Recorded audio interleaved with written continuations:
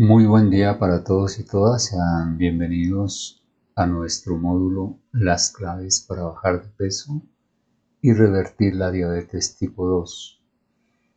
Es uno de los temas más preocupantes hoy en el siglo XXI. Son muchísimas las personas que están preocupadas por sobrepeso y obesidad, y la diabetes tipo 2 está muy relacionada con el incremento de grasa corporal. Así que los invitamos a todos nuestros estudiantes de la UNI3, pero también a nuestros suscriptores de la Academia Vital Salud en tus Manos, a que disfruten de esta clase y pongan en práctica las claves que hoy les vamos a enseñar. Sean todos y todas bienvenidos. Somos la Academia Vital Salud en tus Manos. Somos una institución educativa no formal. Somos pioneros en la educación no formal en el siglo XXI. Estamos promoviendo hábitos de nutrición y de hidratación saludables, hábitos que si nosotros los ponemos en práctica, vamos a ver los resultados en nuestra salud. Seguiremos aprendiendo para enseñar, y en esta bonita práctica de enseñar también aprendemos. Pues los invitamos nuevamente a que nos sigan en nuestro canal La Academia Vital Salud en tus Manos en YouTube, a que se suscriban, a que hagan sus comentarios, a que compartan estos conocimientos. Mucho de las cátedras y de las clases, de las aulas taller que nosotros estamos poniendo a disposición de todos nuestros estudiantes, pues son únicos. No los van a encontrar ustedes por el momento en ninguna academia de nutrición ni en academias que dicten las cátedras de medicina. Por eso los invitamos a ustedes a que disfruten de esta óptica basada en la biología funcional, que nos descubre otra mirada, otra forma de ver el tratamiento de las enfermedades crónicas basadas en los alimentos, en la nutrición y en una buena hidratación. Todo este tema del sobrepeso, de la obesidad y de la diabetes, muy relacionados los dos, como lo vamos a ver en la clase, pues tuvo unos inicios por allá en las décadas del 50-60 del siglo pasado. Una de las figuras más significativas en estos postulados fue el fisiólogo Ansel Keys. Básicamente, basado en un estudio que se llamó De los 7 países, fue un ensayo epidemiológico con hombres de entre 40 y 59 años. Se centró la investigación en países como Italia, Estados Unidos, Holanda, Grecia, Japón, Finlandia y Yugoslavia. ¿Cuál fue la conclusión que más llamó la atención de estas investigaciones? Que las grasas saturadas y totales las personas que consumían este tipo de grasas tenían más incidencia de episodios coronarios. Sin embargo, después de haber sido publicado en la revista Times, como lo ven ustedes aquí en la diapositiva, el 13 de enero de 1961, para ese momento y para ese tiempo, pues uno de los medios de comunicación más importantes a nivel mundial, inmediatamente fue de conocimiento público en todo el planeta Tierra, y se comenzó a direccionar casi que una prohibición total del consumo de grasas saturadas de origen animal. Y a partir de ahí, muchos de las industrias que fabricaban en su momento diversos tipos de alimentos se vieron también obligadas a suplantar la grasa que estaban utilizando para preparar sus alimentos por carbohidratos, por almidones y por azúcares. Ya que la grasa tiene una particularidad, entre muchas otras bondades que tiene la grasa saturada de origen animal, es el sabor que le da a los alimentos. Entonces, eso hizo que la industria de los alimentos se viera obligada a reemplazar con saborizantes, con colorantes, en todos estos alimentos que ya desde aquel momento estaban siendo muy concentrados en carbohidratos. Tanto así pues que las pirámides nutricionales, los modelos de nutrición y de alimentación ya comenzaban a promover alimentos diarios con más de un 50-60% de carbohidratos en el consumo nutricional del ser humano. Y ahí comenzaron unos cambios significativos en nuestra fisiología y en nuestro metabolismo. Pero investigaciones posteriores, décadas después, infortunadamente, verificaron que estas investigaciones de Ansel Keys fueron muy sesgadas.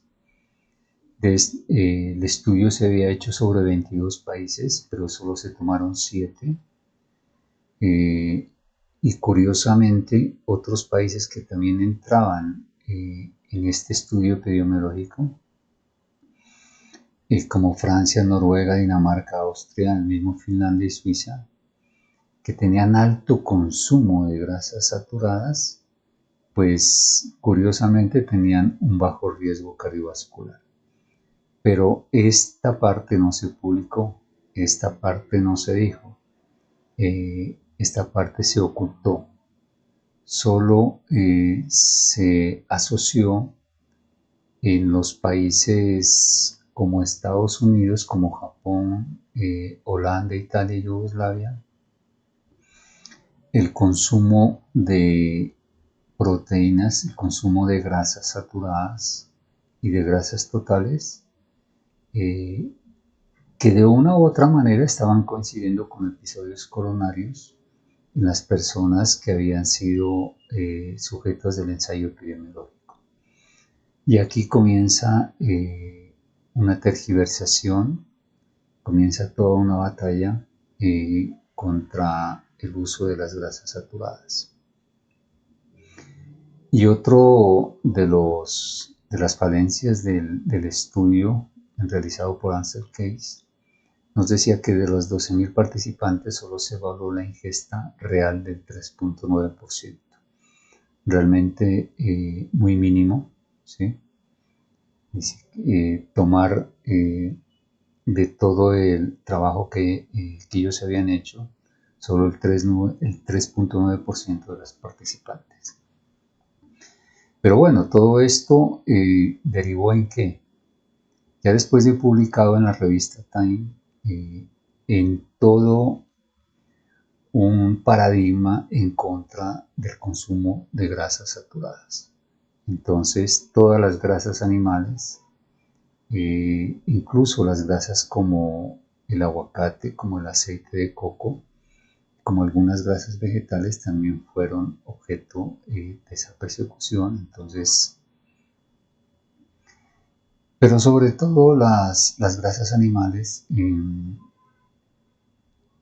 cargaron con ese estigma a partir de estas décadas. Y obviamente pues eran totalmente prohibidas, casi que prohibidas en la nutrición, en el balance nutricional de las personas. ¿Qué es lo que nosotros podemos destacar de este acontecimiento? Que el ser humano venía comiendo grasas con proteína grasas saturadas con la proteína animal de manera natural, como lo vamos a ver en la siguiente diapositiva. ¿Cuál es la fuente natural de energía del cuerpo? Son las grasas, y siempre lo han sido. Y ya lo vamos a demostrar por qué. Y a partir de aquí, el ser humano se ve incentivado por estos estudios, por estas publicaciones de estos medios de comunicación tan importantes en esa época, a suplantar el consumo de las grasas por consumo de carbohidratos. Como ya no habían grasas como fuente de energía, ellos justificaron el consumo alto de más del 50% de carbohidratos en el plato diario para poder proveer glucosa, que es un azúcar que viene de todos estos carbohidratos vegetales. Y aquí es donde comienza el punto de inflexión y de cómo de aquí en adelante el ser humano comienza a desarrollar una serie de enfermedades metabólicas, entre ellas el sobrepeso, la obesidad y la diabetes. Y vamos a verlo en una de las diapositivas también, cómo las estadísticas a partir de estos años comienzan a incrementarse. Curiosamente, cuando las personas estaban quitando de su dieta las grasas saturadas de origen animal. Realmente el hombre en el Paleolítico siempre utilizó las grasas. Nosotros en el Paleolítico y nuestros antepasados, nuestra biología, nuestra bioquímica, nuestro ADN, nuestra microbiología es la misma. El hombre moderno del siglo XXI al hombre paleolítico. Éramos ahorradores de energía, ahorradores de grasa, ahorradores de calorías, pero también éramos quemadores de grasa. Entonces, así como el hígado tenía esa capacidad fisiológica como hoy la tiene de tomar toda una serie de carbohidratos y de grasas y de almacenarlos, en el Paleolítico el cuerpo hacía lo mismo. Pero curiosamente ellos, así como lo ahorraban, también lo quemaban. Lo quemaban ¿cómo? En todas sus prácticas diarias. Por ejemplo, para poder cazar un ser humano tenía que desplazarse por lo menos 25-30 kilómetros diarios en un perímetro a su alrededor. Y el éxito de la caza era de 15 a 1. O sea, de cada 15 veces que lo podían intentar, una sola vez lo lograban. No era fácil cazar, o no era fácil pescar, o no era fácil obtener el alimento. Entonces, cuando ellos lograban cazar un animal, pues comían obviamente. Su cuerpo aprovechaba la grasa que tenía la proteína, porque toda proteína animal tiene una grasa saturada incluida, y el hígado la transformaba en grasa de reserva.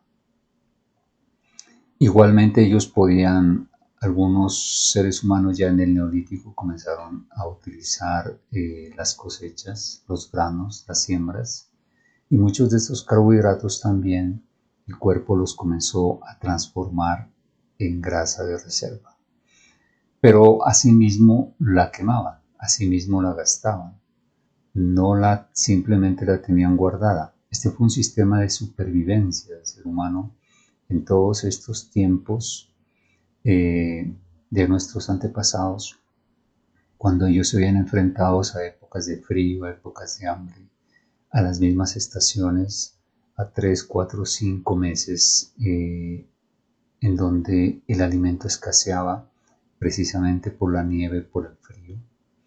Era mucho más difícil cazar, mucho más difícil pescar, mucho más difícil obtener alimento. Entonces, en la época después del verano, que viene la fructificación de las plantas, de los árboles,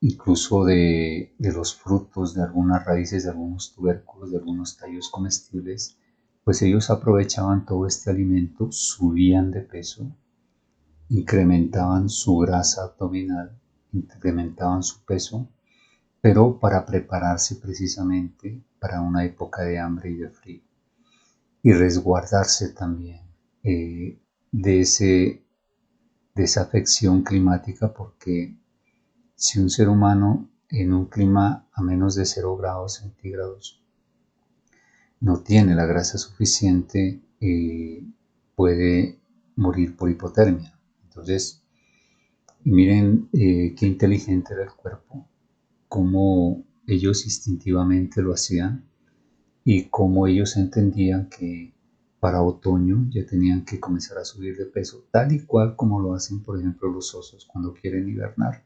Ellos hacían lo mismo. Pero terminaban en invierno, poco a poco iban quemando esa grasa de reserva. Esta grasa era un combustible que ellos guardaban en la época de otoño, en la época de verano, en la época de cosecha, en la época en que se podía conseguir más alimentos. Y básicamente la grasa se convertía en un depósito energético en el que ellos podían apoyarse para sobrevivir los duros inviernos, los fríos y bueno, la ausencia también de alimento. Pero hoy en el siglo XXI no sucede eso.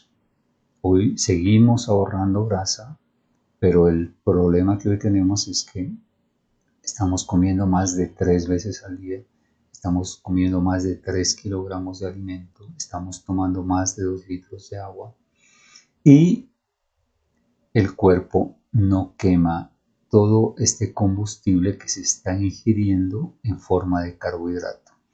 La mayoría de lo que hoy comemos precisamente viene de todos estos paradigmas eh, impuestos por intereses a nuestro parecer más económicos que pensando en la salud de las personas. Se motivó la ingesta de más de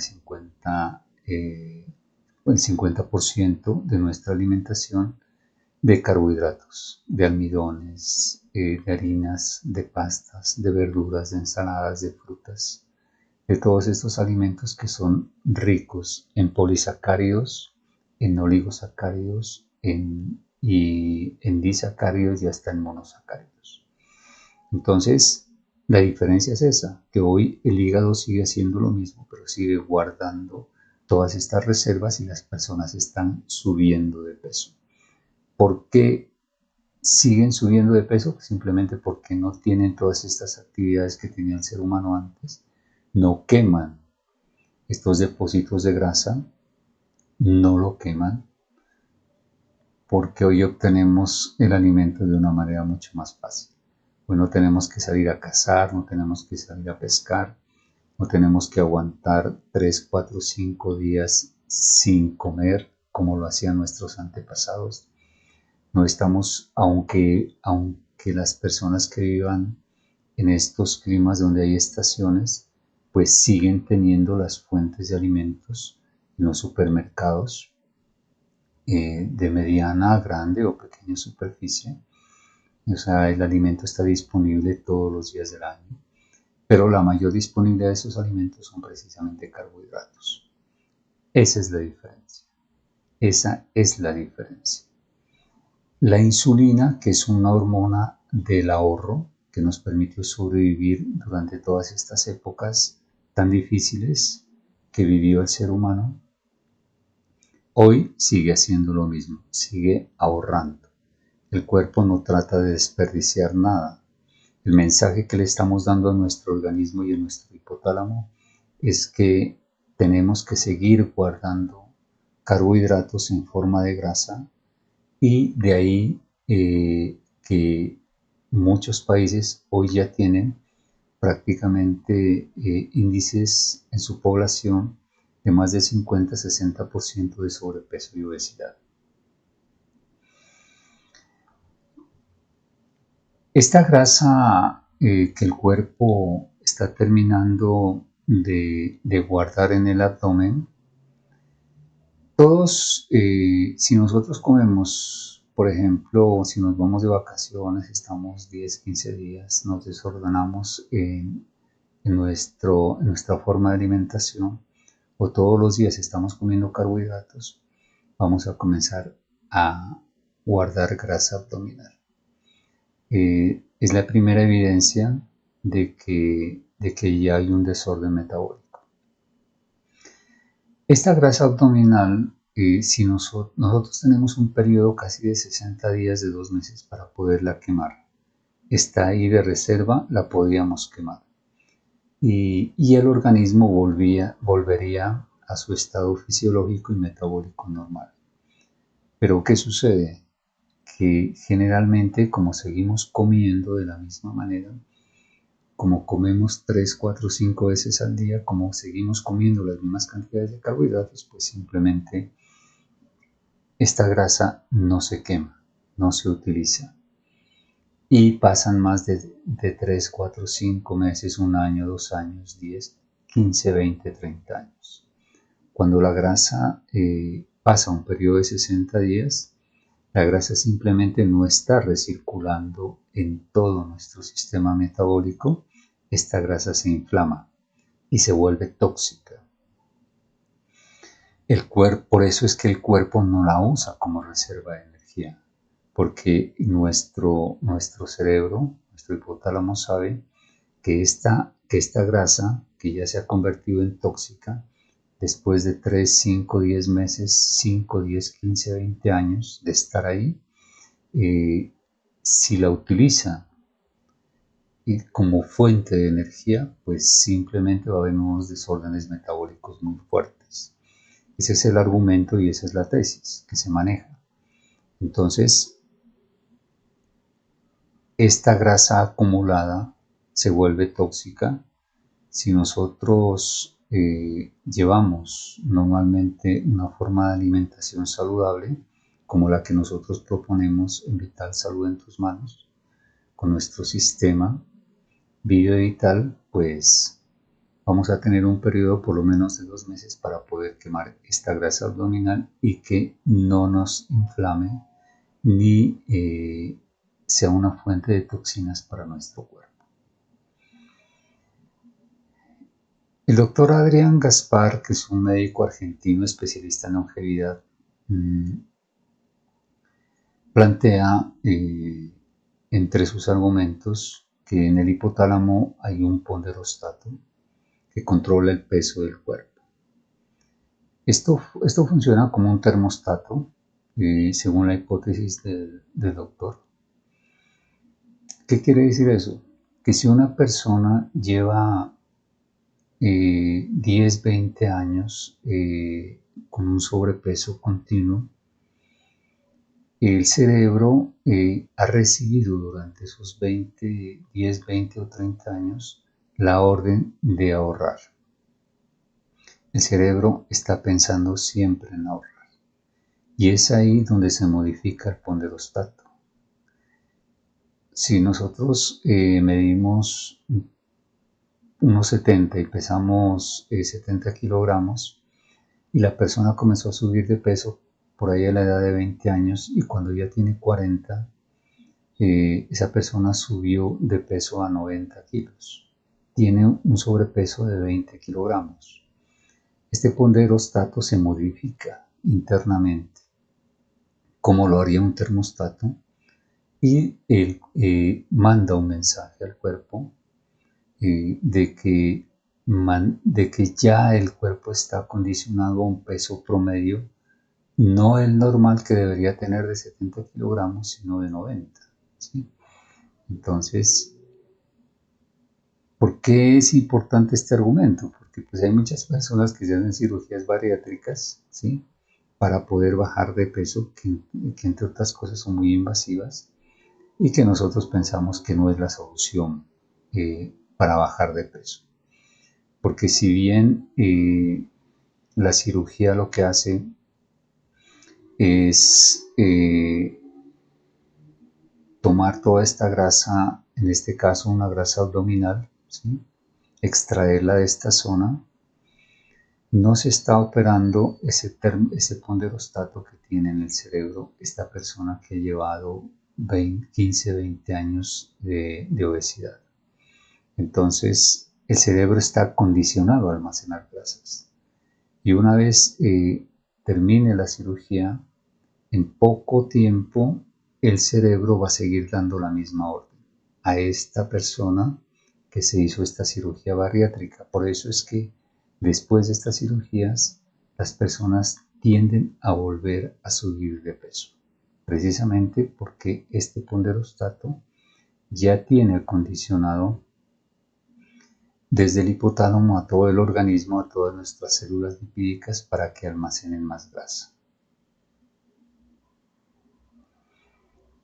Aquí vamos entrando a contradecir toda esta teoría que Ansel Keys postuló a partir de esta década de 1960, porque ¿cuál fue como el argumento central?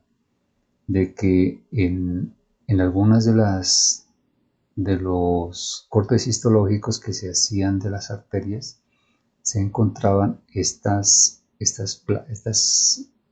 placas amarillas de grasa, y por eso tranquilamente se definió y se llegó a la conclusión de que el colesterol era el que estaba causando esta acumulación de estas placas de ateroma que terminaban obstruyendo los vasos sanguíneos, que terminaban obstruyendo la circulación normal de la sangre, que podían obstruirla hacia el cerebro, hacia el corazón o hacia cualquier órgano del cuerpo, o podían terminar formando también coágulos o trombos y causando pues una de las enfermedades cardiovasculares como la ACV, los accidentes cerebrovasculares, que hoy pues ocupan la primera línea en las causas de morbilidad y mortalidad en el ser humano en todo el mundo.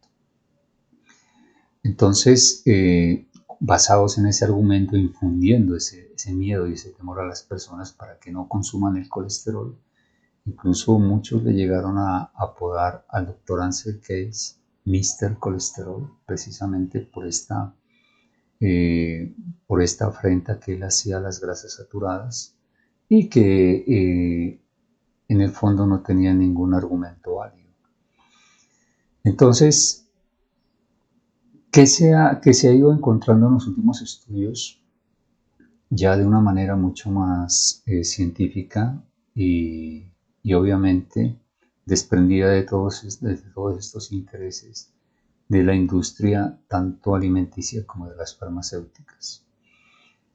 Que cuando se consumen, hay un proceso de glicación normal, por ejemplo, no es saludable que nosotros consumamos proteínas con almidones. Cuando consumimos, por ejemplo, pollo con arroz o pollo con papas o carne con arepas, cuando hacemos esa combinación de una proteína animal con un carbohidrato, se puede producir este proceso de glicación. ¿Qué es la glicación? Es simplemente la unión de dos azúcares reductores como la ribosa y la glucosa con un grupo amino que es el grupo que hace parte de los aminoácidos de las proteínas.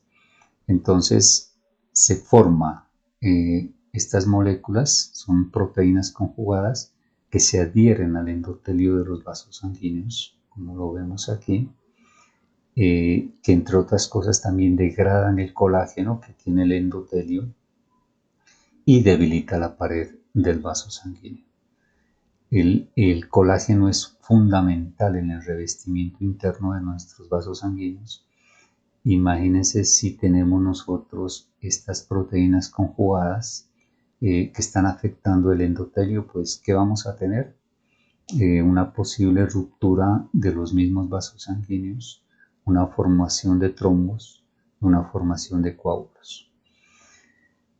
Esas son las últimas postulados que también hay que rebaten esta teoría de Ansel Keys. Pero miremos otros que también en el siglo XXI ya se han investigado con más precisión.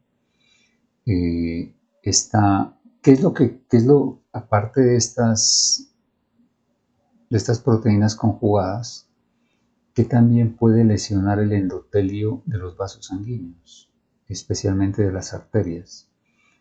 El exceso de glucosa en sangre, el exceso de la glucosa que está circulando en sangre, el azúcar puede causar también estos, estas, estas placas también que se han identificado como placas de ateroma.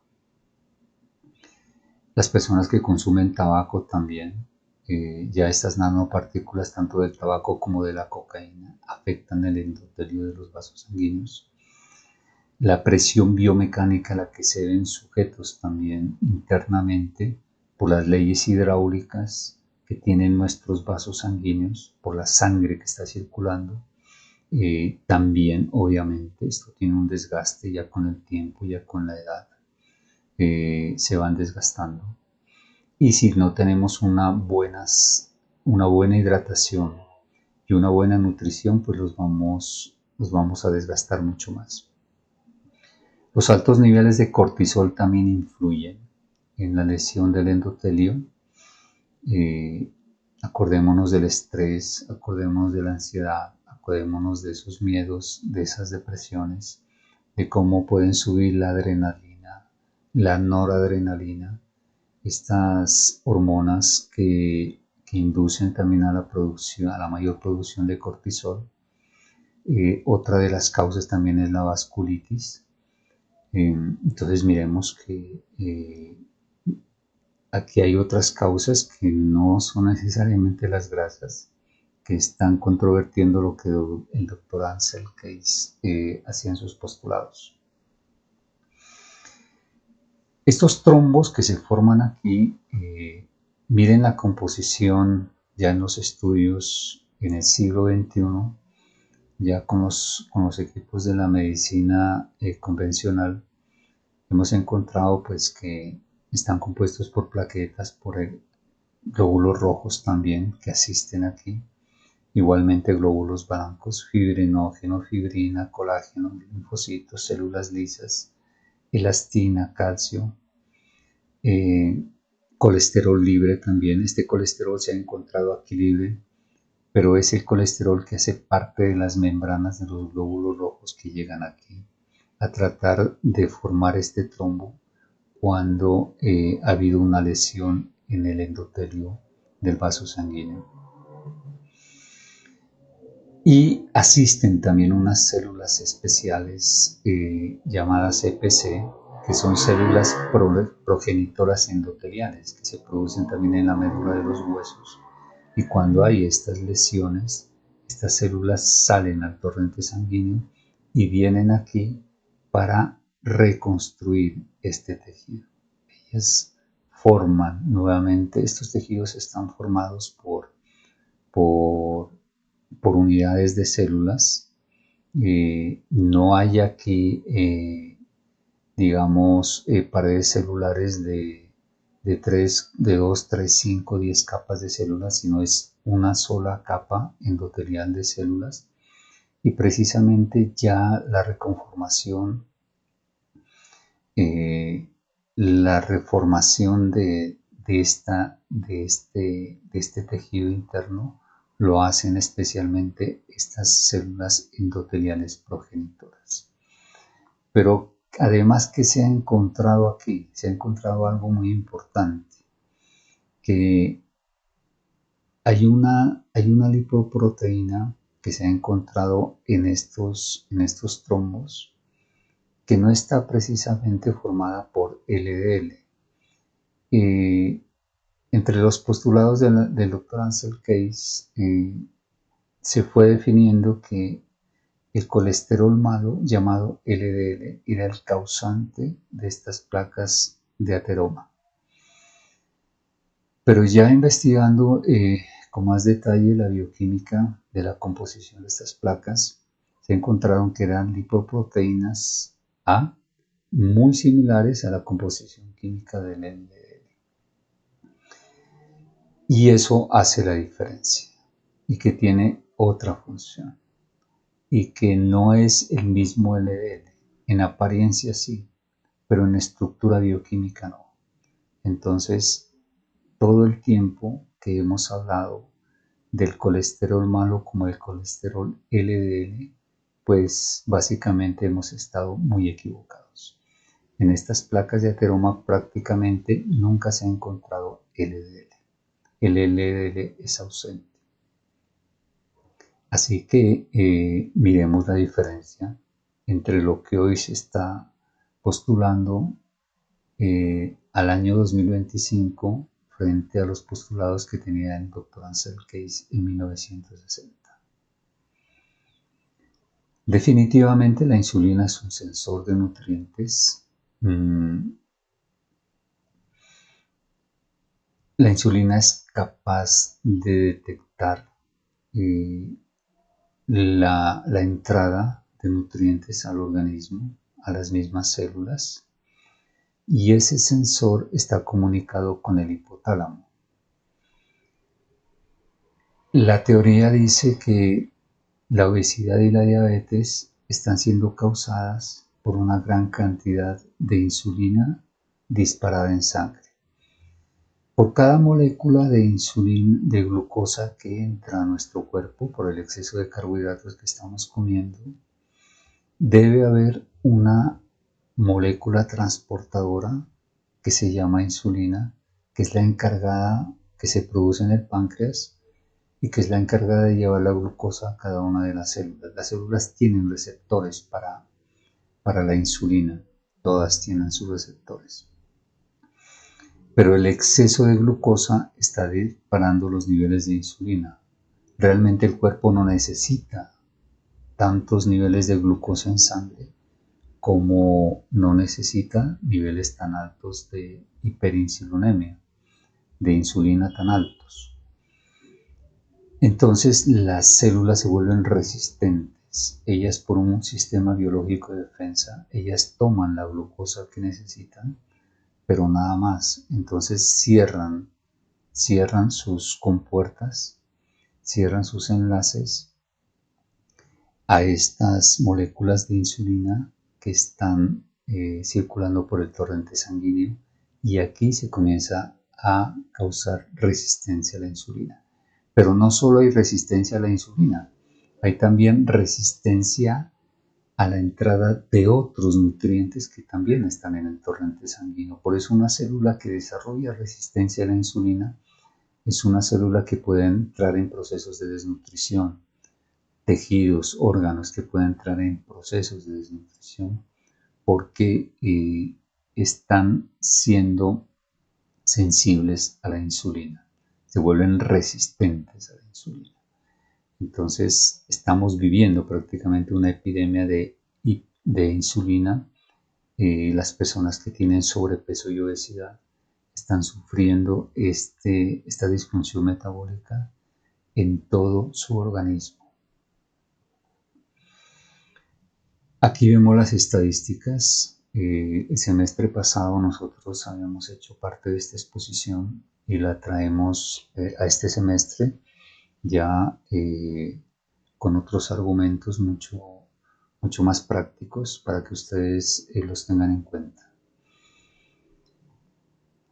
En Colombia existe una prevalencia en adultos de 18 a 64 años con sobrepeso del 37.7% y una obesidad del 18.7%. Esto significa que la prevalencia de personas con exceso de peso en Colombia es del 56.4%. Quiere decir que ya se está convirtiendo en un problema de salud pública en Colombia. Y no solo en Colombia, sino en muchos otros países de América Latina, en Chile, en México también, y otros países que ya están alcanzando esta media. El 17.9% de nuestros adolescentes tienen sobrepeso y obesidad entre los 3 y 17 años, el 24.4% entre los 6 y 12 años, y el 6.3 de los 0 a los 5 años. El sobrepeso, la obesidad y la diabetes son enfermedades precursoras de las enfermedades cardiovasculares, tal y como lo estamos explicando. Por eso es tan importante hablar de este tema.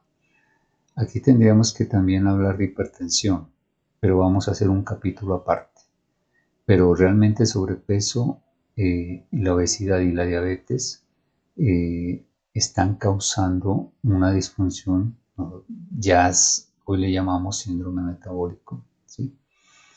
Y son precursoras de estas enfermedades cardiovasculares y representan un 16.7% de las muertes en Colombia.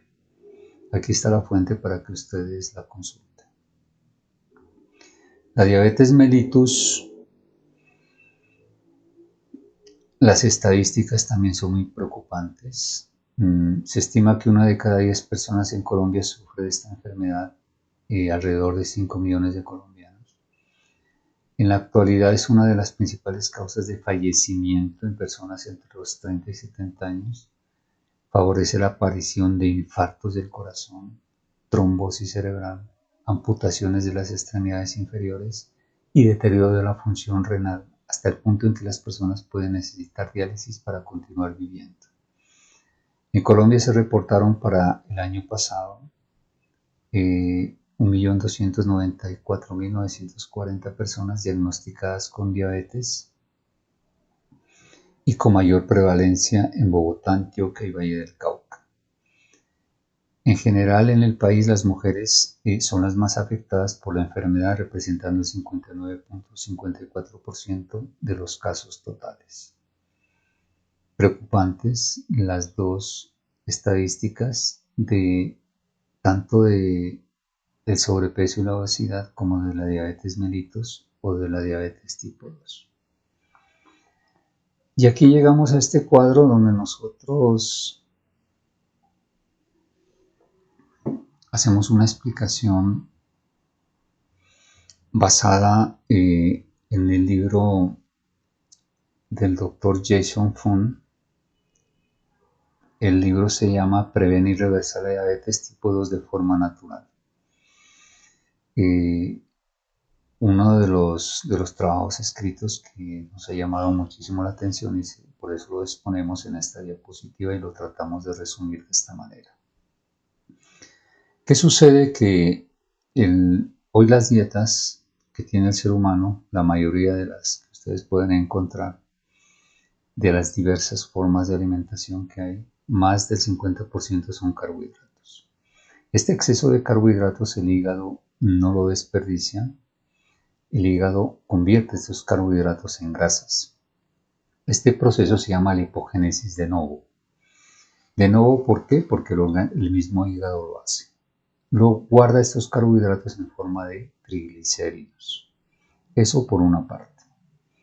Por otra parte, estamos consumiendo también muchos alimentos que tienen demasiada fructosa.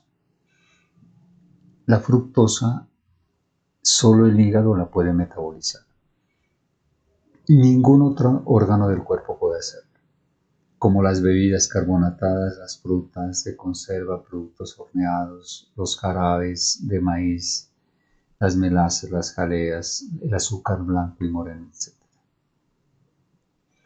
Todo esto está haciendo que el hígado mismo se vea obligado a almacenar grasa en sí mismo, pero cuando ya no la puede almacenar más, la función del hígado no es guardar grasa, entonces comienza a transformarla en forma de triglicéridos, tanto los carbohidratos como la fructosa, todos estos son azúcares, los convierte en triglicéridos y los comienza a almacenar. Los comienza a almacenar en los tejidos que están cercanos a él. Puede comenzar con el páncreas, por ejemplo. Puede comenzar a subir la grasa abdominal, como lo vemos aquí. Todas estas células, todos estos adipocitos que son células lipídicas comienzan a llenarse de grasa, comienzan a crecer en volumen y la persona comienza a subir de peso. Son formas de almacenamiento que el hígado está haciendo, que siempre ha hecho, pero hoy ya lo está haciendo de forma continua porque todos los días no alcanzamos a quemar esta grasa que estamos consumiendo, estos carbohidratos que estamos consumiendo que se convierten en grasas de reserva, por eso el cuerpo comienza a almacenarlos. Llega un punto en que puede llegar a volver el páncreas graso. Cuando las células pancreáticas se vuelven grasas, se pueden bloquear las células beta, que son las que están produciendo la insulina a nivel pancreático.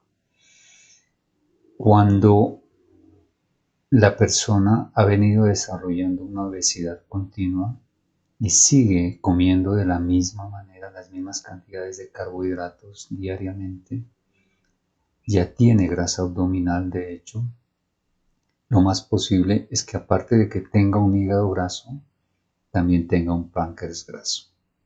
Quienes ya van desarrollando este páncreas graso van a tener menos posibilidades de tener la suficiente insulina en sangre para metabolizar esta glucosa que está corriendo por el sistema sanguíneo. Entonces, las células pancreáticas, como están bloqueadas, la insulina no está fluyendo hacia el torrente sanguíneo. Esta es una de las características exocrinas que tiene el páncreas, de producir esta molécula. Ya dijimos que es una molécula transportadora, es una hormona transportadora de azúcar en sangre. La glucosa no puede fluir sola en el torrente sanguíneo, necesita la insulina para ser transportada. ¿Y qué sucede aquí? Que pues va a haber menos insulina en el torrente sanguíneo. Cuando hay menos insulina, y como seguimos comiendo más carbohidratos, pues va a haber más glucosa en el torrente sanguíneo. Indudablemente, esta es la fórmula que nos ha llevado a desarrollar precisamente diabetes tipo 2. ¿Qué sucede cuando hay más glucosa en sangre? Que se presenta más sed. El cuerpo necesita más líquidos para poder expulsar este azúcar. El riñón hace un esfuerzo fisiológico para poder expulsar este exceso de azúcar que está llegando al torrente sanguíneo. Porque no podemos nosotros,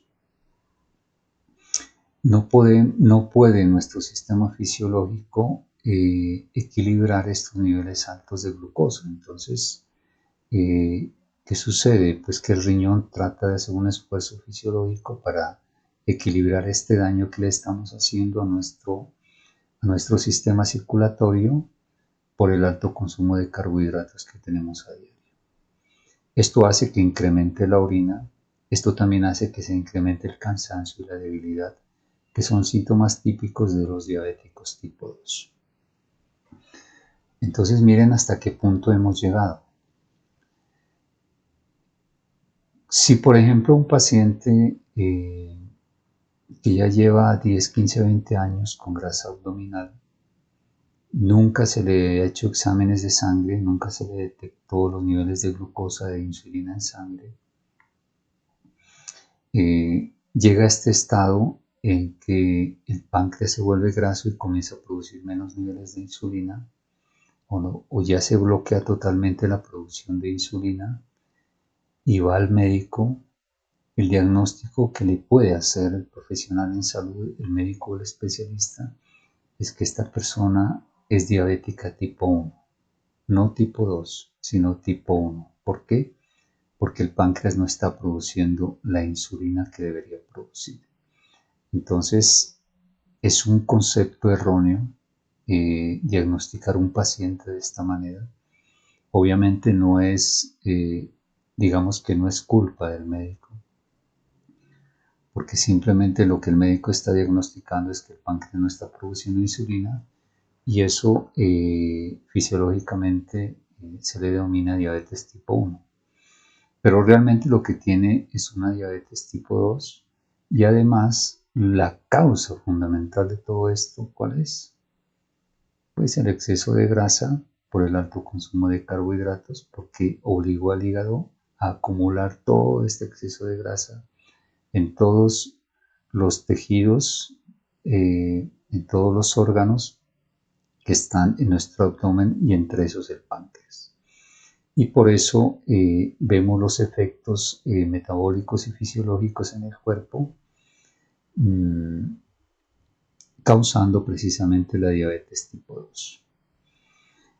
Estos niveles altos de glucosa en sangre, pues como ya vimos aquí, suben los niveles de triglicéridos. Los triglicéridos suben a más de 150 miligramos por decilitro. Y otro de los efectos que tiene inmediatamente en el paciente diabético es que el HDL disminuye de 35 miligramos por decilitro, como ya lo vamos a ver más adelante. Así que miren una forma tan sencilla de cómo el doctor Jason Fung, nefrólogo, hace una explicación de cuál es la verdadera causa de la producción de exceso de azúcar en sangre, de la misma insuficiencia de insulina en sangre. Aquí también está asociado el tema de la resistencia a la insulina por parte de las células y cómo terminamos un paciente que comienza con grasa abdominal puede terminar con una diabetes tipo 2 o ser diagnosticado con una diabetes tipo 1.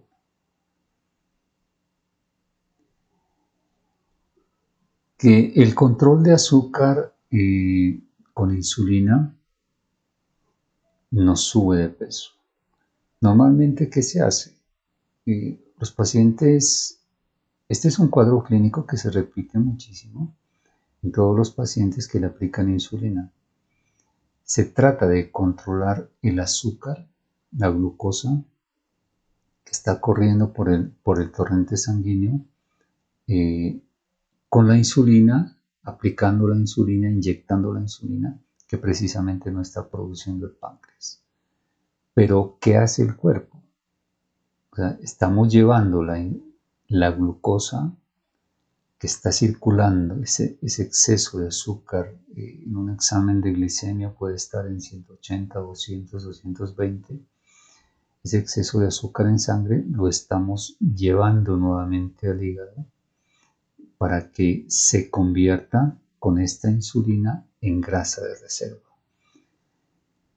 Y el hígado hace que por acción de la misma insulina, porque la insulina es una hormona de ahorro, que se convierta ese azúcar, esa glucosa en grasa y la persona sigue subiendo de peso. Entonces, el control del azúcar con la insulina no es la solución. No solo nos vuelve el hígado más graso, sino que nos tiende a subir de grasa corporal. Y por eso las personas que son diabéticas y que les aplican insulina saben que están muy propensos a subir cada vez más y más y más de peso, porque entramos en un círculo del que no podemos salir. Este exceso de glucosa, como ya lo dijimos, lo único que está haciendo la insulina es devolviéndosela al hígado para que el hígado ahora la transforme en más grasa de reserva y subimos más y más de peso. Este exceso de grasa también vuelve el páncreas mucho más graso. Entonces llega un punto en que, tal y como se pensaba antes, que la diabetes era una enfermedad irreversible y que con el tiempo se iba a ir incrementando. Pero nosotros sabemos, por los estudios de muchos investigadores, pero incluso esto ya lo sabían los griegos también, porque ellos trataban la diabetes tipo 2, ellos ya la sabían diagnosticar y la sabían tratar muy bien, que se puede controlar y se puede revertir. ¿Cómo la podemos controlar? Este azúcar en sangre, equilibrando pues primero los carbohidratos para que no produzcamos grasas. Este es el punto. Tenemos que disminuir este 50-60% de almidones, de arroz, de papa, de yuca, de plátano, de harinas refinadas, de frutas, incluso de verduras, de ensaladas que también contienen carbohidratos. Si nosotros disminuimos las cantidades de carbohidratos, el hígado deja de producir tantas grasas. Tenemos que equilibrar también los líquidos y las sales, ya lo vamos a explicar por qué. Y estas son las pautas iniciales del ayuno intermitente y de un ejercicio moderado. Pero miremos que los tips están aún acá y sabemos que se van a quedar hasta el último minuto de nuestra clase. El síndrome metabólico, según el doctor Jason Fung, tiene estos 5 parámetros. Les sugerimos que hagan ustedes este diagnóstico, tomen ustedes estos exámenes y definan si tienen o no, o si ya tienen predisposición a síndrome metabólico. Primero es medir la obesidad abdominal. ¿Cómo la medimos? Bueno, hay otros indicadores de índice de masa corporal, de sobrepeso y obesidad, pero esta es la que nos parece más adecuada y es la que define también el doctor Jason Fung. Si una persona mide, por ejemplo, 1,80, se divide entre 2, en este caso sería 18, 180 entre 2, serían 90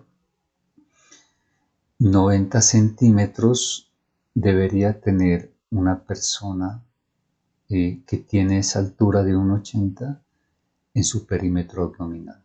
Si tiene más de 90 centímetros, si tiene 100, 110, 120, ya es una causal de síndrome metabólico. La glucosa en sangre. La glucosa en sangre en un examen normal está en promedio de 70 a 110.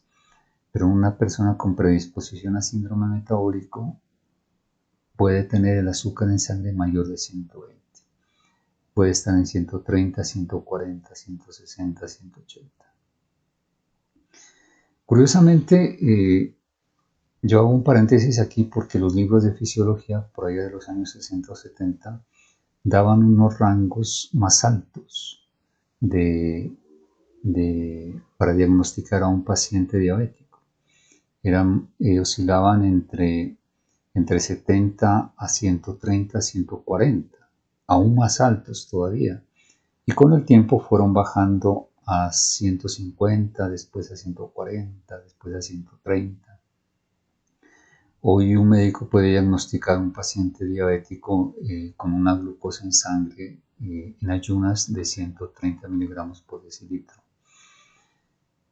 Y bueno, les dejamos ahí la inquietud, porque ¿cómo así que los libros de fisiología cambian tan rápido estos conceptos? Si nuestros equilibrio y balance metabólico del azúcar en sangre no ha cambiado de ninguna manera, pero los libros sí. Tal vez por intereses de las farmacéuticas, porque hoy se venden más productos como la metformina, la nivenclamida o la misma insulina para tratar este tipo de pacientes diabéticos. Y de hecho, las ventas de estos productos han escalado en el mercado de una manera impresionante. Una persona que tenga una presión arterial mayor de 130 también ya tiene predisposición a síndrome metabólico. Una persona con triglicéridos superiores a 150. ¿Por qué suben los triglicéridos? Ya lo dijimos. Por los altos consumos de carbohidratos, de fructosa, pero vamos a adicionar aquí también por una deficiente hidratación. Y el HDL es menor de 35. Aquí nosotros les dejamos esta recomendación, aparte de las que hace el doctor Jason Fung, de tener en cuenta también los niveles de insulina en sangre. Aquí hay unos promedios de 2.6 a 37.6. Hay especialistas, investigadores que hoy consideran que ya una persona que pueda tener una insulina de 15 o 20 ya tiene predisposición a diabetes, aunque aquí esté en rangos normales. Pero bueno, de todas maneras, siempre que ustedes midan glucosa en sangre, es conveniente medir la insulina también, porque la insulina nos da un rango mucho más amplio en tiempo de unos 3 meses de cómo se ha venido comportando la glucosa a nivel sanguíneo. Ahora sí vamos a conocer las claves para bajar de peso y controlar la diabetes tipo 2.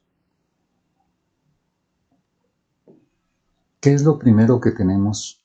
¿En dónde nosotros debemos poner la mirada? Primero en bajar de peso, como ya lo vimos acá en la diapositiva. Si nosotros no bajamos de peso, si nosotros no reducimos esa grasa, simplemente el páncreas va a seguir graso y vamos a seguir dependiendo de los medicamentos que nos ofrecen las farmacéuticas. Entonces, ¿cómo bajar de peso? La pregunta de hoy. Pues vamos a ver, tengamos un poquito de paciencia. Primero, la hidratación. Una buena hidratación con electrolitos. Ya lo hemos enseñado nosotros en las otras clases. La pueden ustedes consultar en nuestro canal. Las personas que toman 2-3 litros de agua y comen menos de 7 gramos de sal diarios tienden a sufrir edema intracelular. Tienden a acumular agua en el citoplasma de sus células. Los volúmenes pueden llegar a ser muy altos. Hay personas que pueden acumular 10, 15, 20, 30 litros de agua dentro de sus células. Y cada litro es 1 kilogramo. ¿Por qué? Porque sufre un proceso de ósmosis por el bajo consumo de sales. El sodio es uno de los osmólitos más importantes que tiene el riñón para poder controlar la homeostasis en los líquidos corporales. Entonces, si lo consumimos poco, pues vamos a tener una ósmosis a favor, a contracorriente, que hace que el agua entre dentro de las células. Y como cada día estamos tomando 2 o 3 litros de agua y comiendo menos de 7 gramos de sal, pues el agua no va a salir. ¿Cómo extraemos nosotros el agua? Tomando suero. Ya les enseñamos cómo hacerlo. 7 gramos de sal por litro inicialmente. Después de un mes comienzan a subir 1 gramo cada semana hasta llegar a 15 gramos. Pero todo eso lo pueden ustedes revisar y aprender muy bien en 2 clases que tenemos de hidratación, que las pueden consultar en nuestro canal también. Ahí se produce una ósmosis inversa, el agua comienza a salir de las células, comienza a aumentar el volumen sanguíneo, el agua sube en ese momento un poco la presión, pero no es causado por la sal está regulando la homeostasis de los electrolitos. Inmediatamente pasa a los riñones, a la vejiga y se elimina por la orina y ahí se regula la presión sanguínea y la persona comienza a bajar de peso. Todas las personas que comienzan a tomar ese suero isotónico rico en electrolitos van a recibir ese beneficio, que hay personas que pueden bajar 10, 15 kilos en un mes, imagínense, solo por líquido acumulado dentro de sus células. No solo es grasa, sino líquido también. Entonces, mucho cuidado con eso. Y hay otro fenómeno que también se sucede a nivel osmótico. 3 de las moléculas que utiliza nuestro riñón para equilibrar todos estos líquidos corporales, para equilibrar esa ósmosis que es tan, digamos, es tan activa, es el sodio, la glucosa y la urea.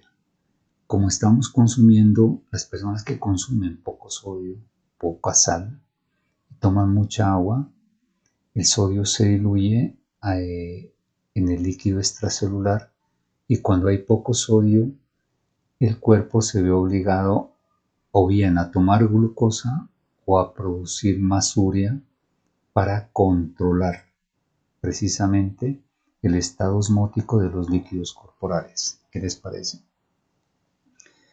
Y esto nos lleva a otro estado fisiológico todavía un poco más grave, porque es que, por ejemplo, hay personas que sí les puede dar más ansiedad de comer carbohidratos y azúcar, pero es precisamente por esto, porque como no le estamos dando el sodio suficiente, el cuerpo le comienza a pedir carbohidratos para equilibrar con glucosa, que es una molécula osmótica también, este desequilibrio hidroelectrolítico. Pero cuando no hay sodio ni glucosa, el cuerpo comienza a metabolizar y a producir más urea y se concentra la urea a nivel renal. ¿Y saben lo que eso significa? Que haya mayor concentración de urea a nivel renal. Si no hubieran estas moléculas de urea en los riñones, no podíamos expulsar la orina. Entonces, esta fuerza osmótica que hace la urea hace que comencemos a expulsar la orina, pero la urea se concentra en la médula renal. Y esta concentración a largo tiempo, con los años, pues puede comenzar a producir cristales de urea, se pueden comenzar a calcificar y obviamente pues se pueden formar no solo esos sedimentos, sino esos cálculos renales. Imagínense hasta dónde estamos llevando a nuestro organismo. Todo por una deficiente hidratación con los niveles de sales que nuestro cuerpo necesita. Hay que suspender totalmente los lácteos por un tema de acidosis intestinal. Hay dos programas en los que nosotros explicamos el daño que hacen los lácteos. En este caso es porque causan disbiosis en los intestinos, porque los lácteos contienen demasiadas bacterias que son acidófilas, los llamados lactobacilos acidófilos. Y nosotros en nuestro sistema vital Salud en tus manos propendemos por una salud intestinal no ácida, sino alcalina. Y la alcalinidad no la dan los lácteos ni los carbohidratos. Los lácteos y carbohidratos producen acidosis intestinal. En cambio, las proteínas y las grasas producen un ambiente intestinal alcalino. Hay que disminuir gradualmente los carbohidratos. Hay un programa completo para bajar de peso que ustedes lo pueden consultar en nuestro canal de YouTube. Son 10 clases completas que les enseña cómo hacerlo, ¿sí? Porque hay que hacerlo gradualmente. No podemos suspender los carbohidratos de un día para otro. El paso a paso es progresivo, es día a día. No podemos cambiar de un día para otro el combustible al que el hígado está acostumbrado. Porque si llevamos 40, 50, 70 años comiendo carbohidratos, no los podemos suspender inmediatamente. Pero sí lo vamos a hacer gradualmente y el programa les enseña cómo hacerlo y hasta llegar a menos de 40 gramos al día. Hay dietas para diabéticos que tienen más de 100 gramos de carbohidratos al día y en este nivel de concentración de carbohidratos en la dieta diaria no permite que el hígado haga el cambio del uso de carbohidratos a grasas. Y por eso es tan importante que lleguemos a este nivel para los diabéticos, tanto para bajar de peso como para inducir tanto al hígado y al páncreas a quemar esa grasa. Y básicamente lo que se pretende es inducir al hígado a cetosis. Hay que suspender todos estos alimentos que tienen un alto índice glucémico, ¿sí? Hay que evitar esos disparos de glucosa en sangre. Hay alimentos que suben inmediatamente el azúcar en sangre. Entre esos muchos de los alimentos ultraprocesados, industrializados, todas las harinas refinadas, Con las harinas se hacen una cantidad de alimentos que nosotros ya conocemos, ultraprocesados, pero también las pastas, también los panes, los cereales procesados, los mismos almidones como la papa, el arroz, el azúcar mismo, que es una molécula compuesta por glucosa y fructosa, frutas también como la sandía, etcétera, etcétera. Entonces, mucho cuidado con estos alimentos para los pacientes que son diabéticos, sí tienen que cuidarse muchísimo de esto y suspenderlos. Si queremos entrar en tratamiento hay que suspenderlos definitivamente.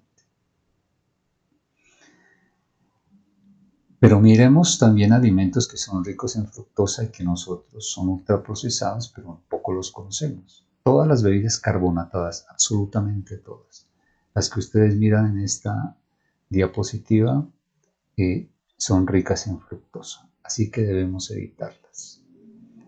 Todas esas frutas que vienen en conserva, hay muchísimas marcas que nos venden en conserva de fruta ya concentrada, pues también tienen demasiada fructosa. Todos los productos que son horneados, ricos en fructosa.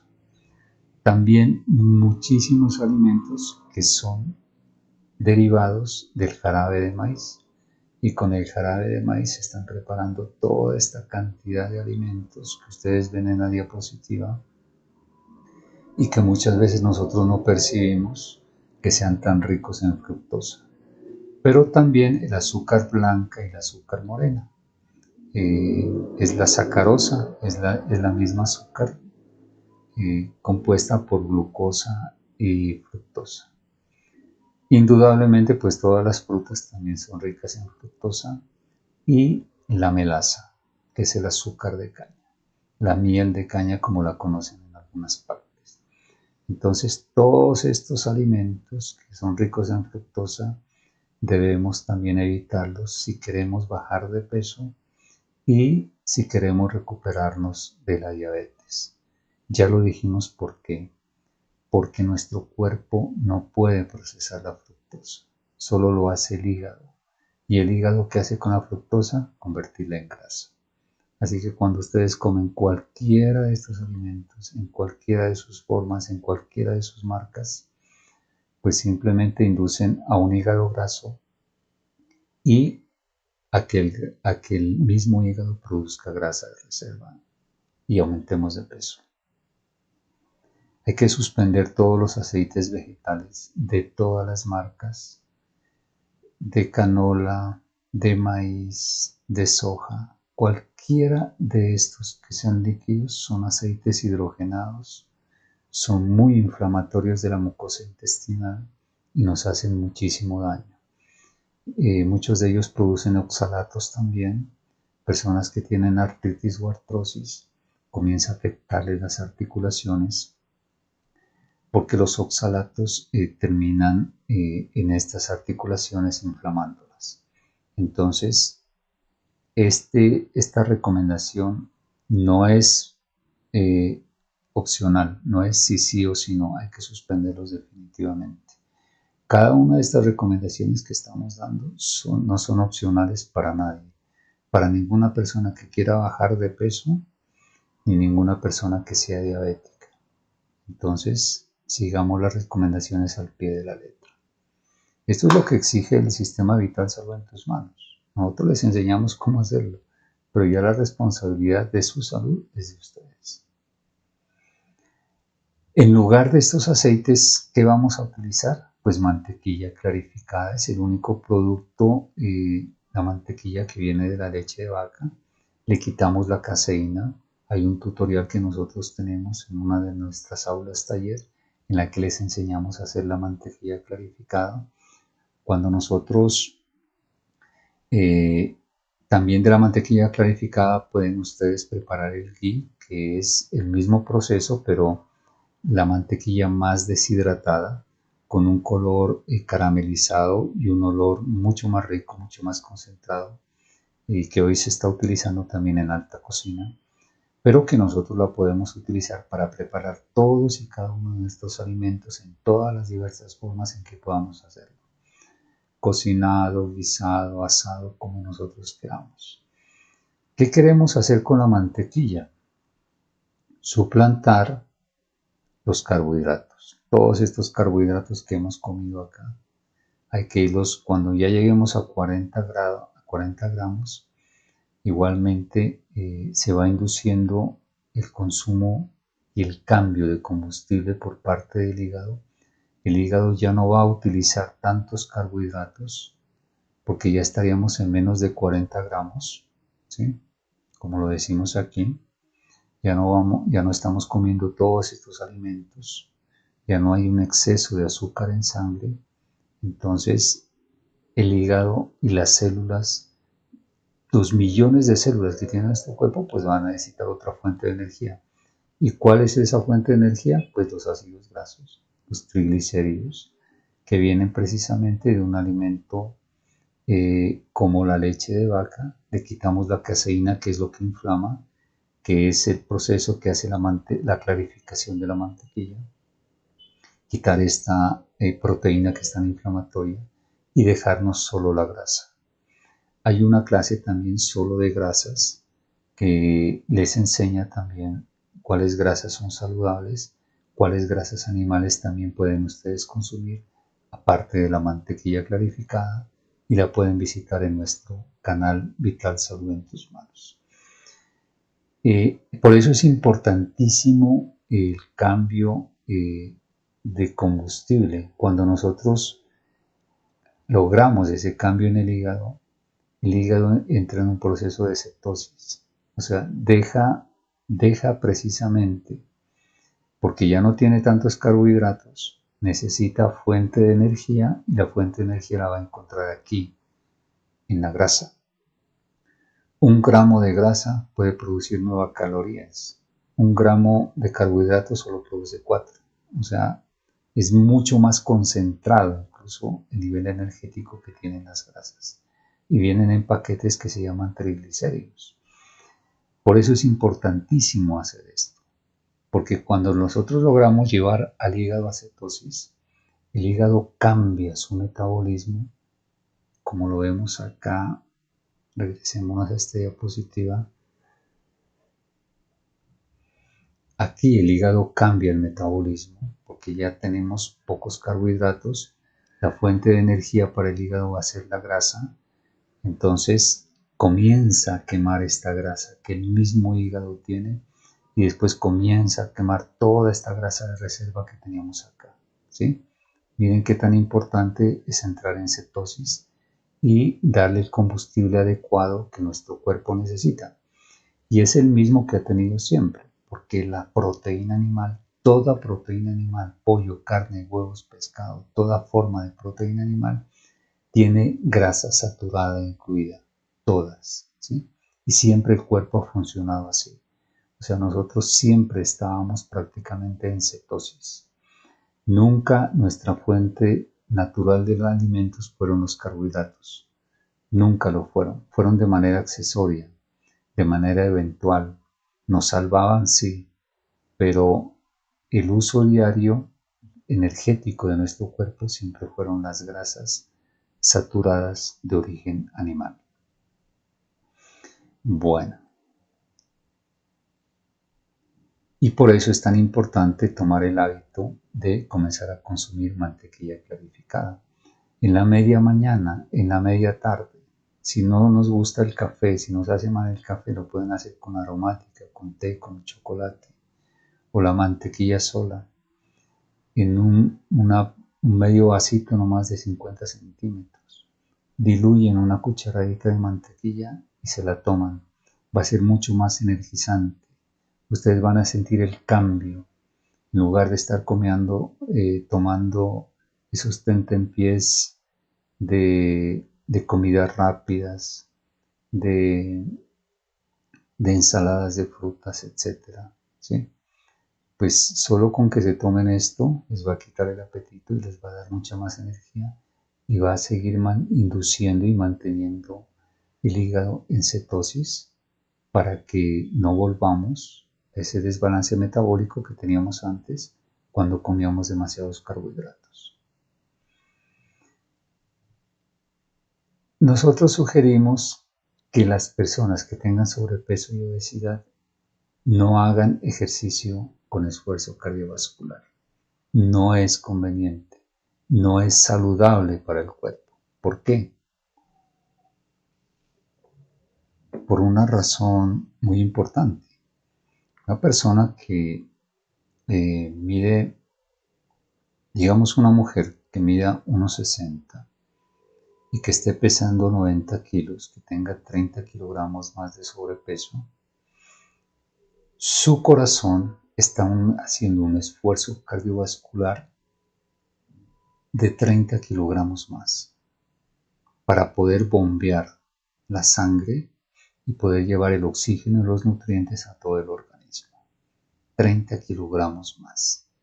Es como si llevara una carga encima de, y cada kilo, imagínense, son millones de células que están comprometidas, que necesitan también ese riego sanguíneo, pero que si nosotros lo sometemos a hacer estos ejercicios de esfuerzo cardiovascular, pues simplemente estamos entrando en un mayor riesgo cardiovascular, precisamente, ¿sí? Porque lo estamos forzando. No es esta la manera saludable de quemar grasa, no es la manera saludable. Nosotros en nuestra clínica, con asesoría de nuestros médicos,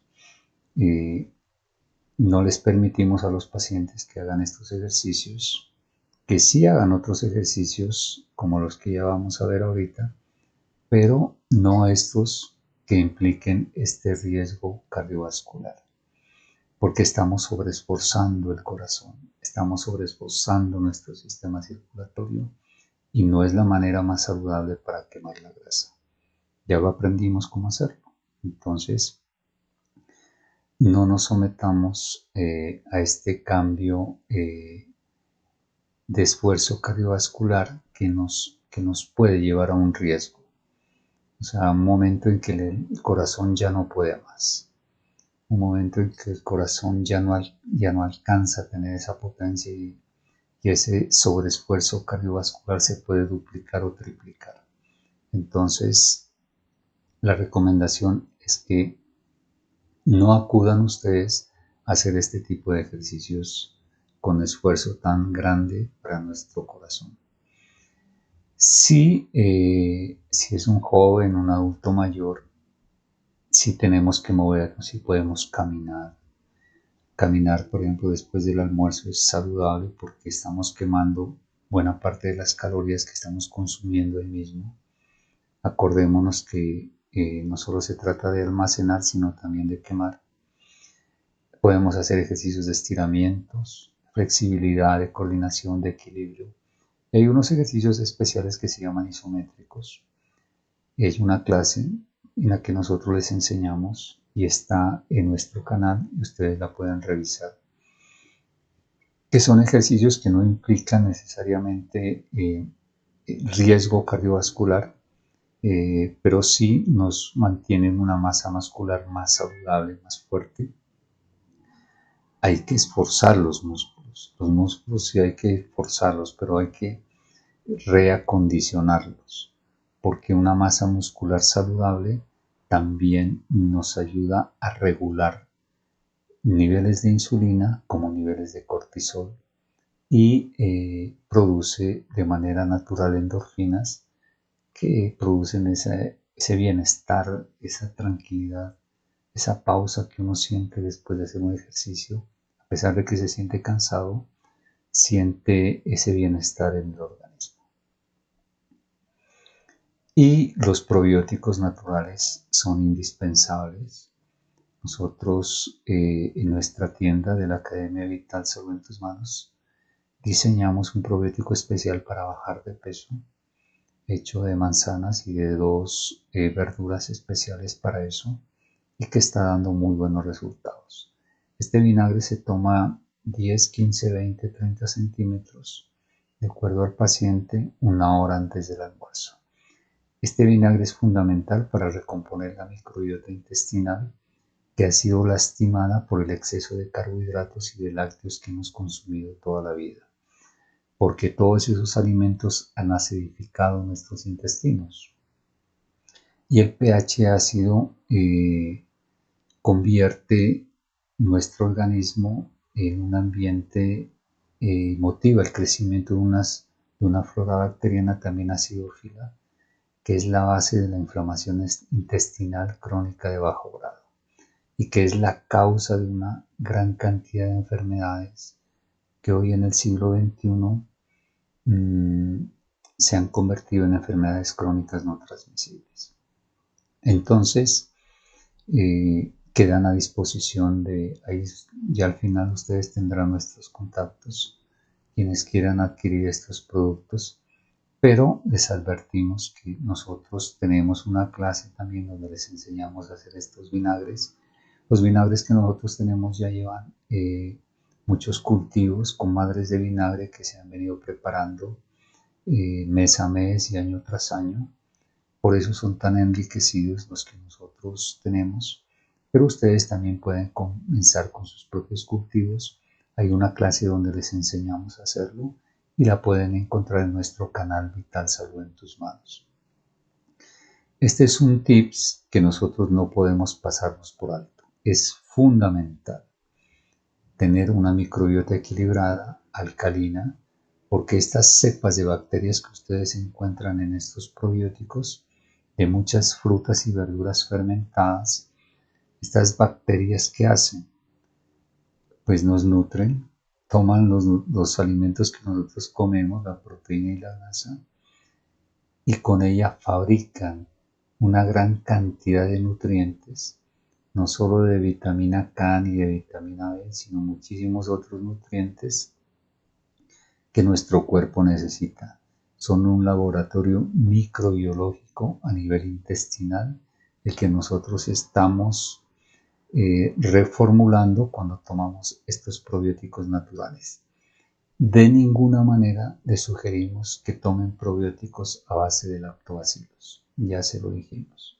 Suspéndalos inmediatamente y acudan a este tipo de probióticos naturales en un grado de fermentación ya aeróbico, cuando ya las frutas y las verduras se conviertan en vinagres naturales. Le sugerimos a los pacientes que tienen sobrepeso y obesidad que no ayunen para bajar de peso. Es otra de las peores recomendaciones que algunos profesionales en salud les pueden hacer. Imagínense que tenemos un cuerpo totalmente desbalanceado. Podemos tener mucho sobrepeso, pero estamos desnutridos. Y estamos malnutridos. Porque hemos comido pocas proteínas, pocas grasas saludables y hemos consumido demasiados carbohidratos. Entonces, por favor, no pueden entrar a ayunar un cuerpo y menos hacer ejercicio cardiovascular, de esfuerzo cardiovascular, un cuerpo que está malnutrido, de ninguna manera. No es la forma para bajar de peso. Nosotros sí inducimos y les enseñamos a las personas a llegar a un punto de ayunos intermitentes, pero mínimo deben haber llevado 6 a 12 meses de tratamiento del sistema Vital Salud en tus manos. Ahí el mismo cuerpo les va enseñando cómo deben ayunar. El mismo cuerpo les enseña a ayunar. El mismo cuerpo les va quitando el apetito. Cuando ustedes en la mañana se levantan y en lugar de comer una proteína con un carbohidrato, el arrocito con el huevo, el pollo con las papas, esta pésima combinación, solo comemos la proteína nomás, el pollo, la carne, los huevitos, 2 huevitos, que es un desayuno normal promedio, vamos a sentir que nos va a quitar el apetito durante toda la mañana. Pero si comemos carbohidratos va a suceder lo contrario, que a las 9 o 10 ya tenemos apetito y queremos estar comiendo. Y comemos algo en la media mañana y a mediodía ya tenemos hambre otra vez y volvemos a comer. Pero si concentramos la alimentación en la proteína, no sucede eso. El cuerpo nos va enseñando a ayunar y el cuerpo nos va quitando el apetito y vamos a recuperar un instinto que hemos perdido ya hace muchísimo tiempo. El comer cuando sentimos hambre. No comer por horario, no comer por comer, no comer por gusto. Comemos ahora por todo, hasta para celebrar. La comida, los alimentos son un tema de salud. Así que está en nuestras manos, Vital Salud en tus manos les enseña cómo hacerlo. Si ustedes son muy juiciosos y logran ustedes todos estos tips y estas recomendaciones que acabamos de darles, pues simplemente vamos a revertir